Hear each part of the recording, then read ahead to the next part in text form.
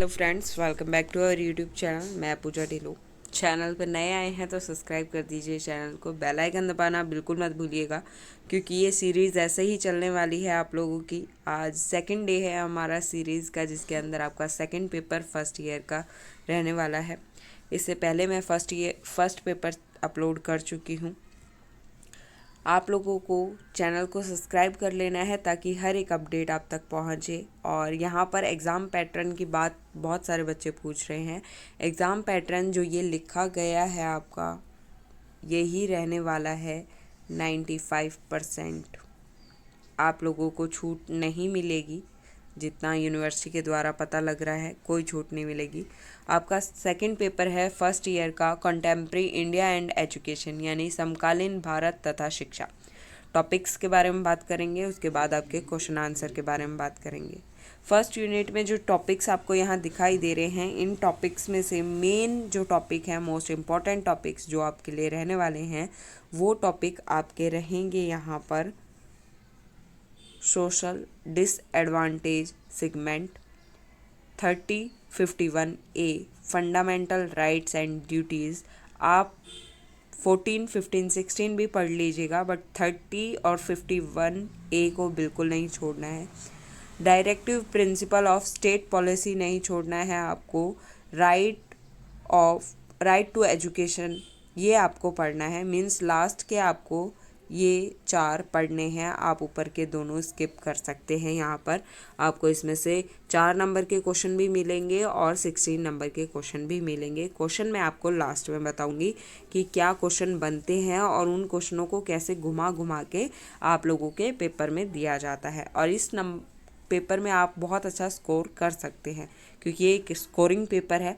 उस हिसाब से आपको ये चारों टॉपिक करने हैं। और इस चारों टॉपिक में मोस्ट इम्पॉर्टेंट अगर बात करी जाए तो आपको 3051 आपको करना है, प्रिंसिपल ऑफ स्टेट पॉलिसी आपको करना है, और सोशली डिसएडवांटेज सेगमेंट आपको करना है। ठीक है, अब हम बात करेंगे सेकंड यूनिट की। तो सेकंड यूनिट में जब बात करें तो ये जो फर्स्ट आपको दिया है इतना इम्पोर्टेंट नहीं है। इसके अंदर जो आपके इम्पोर्टेंट हैं वो ये सेकंड वाला पार्ट बहुत इम्पोर्टेंट है, जिसके अंदर secondary education, Indian education communication, national policy education of education, और आपका NCF. Most important question is NCF. NCF आपका पूछा जाएगा। आपका सेकेंडरी एजुकेशन पूछा जाता है, बट इतना ज़्यादा नहीं पूछा जा रहा है। उसके बजाय आपका इंडियन एजुकेशन कम्युनिकेशन पूछा जा रहा है, नेशनल पॉलिसी ऑफ एजुकेशन पूछा जा रहा है। तो 3 आपको मोस्ट इम्पॉर्टेंट पे लेके चलने हैं, और वो 3 हैं आपके एनसीएफ, नेशनल पॉलिसी और इंडियन एजुकेशन कम्युनिकेशन। ये आपको तीनों मोस्ट इम्पॉर्टेंट में पढ़ने हैं और बिल्कुल भी स्किप नहीं करना है इसमें से। यूनिट 3 की बात करें तो आपको universalisation of elementary education related issue such as MDM, SSA, RMSA ये पढ़ना है, छोड़ना बिल्कुल नहीं है। वोकेशनलाइजेशन आपको इसके अंदर पढ़ना है। मॉडर्नाइजेशन आप पढ़ सकते हैं, मोस्ट इम्पॉर्टेंट नहीं कहूँगी। इसकी जगह आपका पूछ लिया जाता है ओपन लर्निंग या डिस्टेंस एजुकेशन या ओपन यूनिवर्सिटी, आपसे इसके अंदर पूछ लिया जाता है। 4 नंबर के क्वेश्चन इसमें से बहुत बनते हैं, जैसे 3 लैंग्वेज फार्मूला, ये आपका 16 में भी पूछा जाता है और ये आपका 4 में भी पूछा जाता है। पिछली बार ये आपके 16 में पूछा गया था 3 लैंग्वेज फार्मूला के बारे में।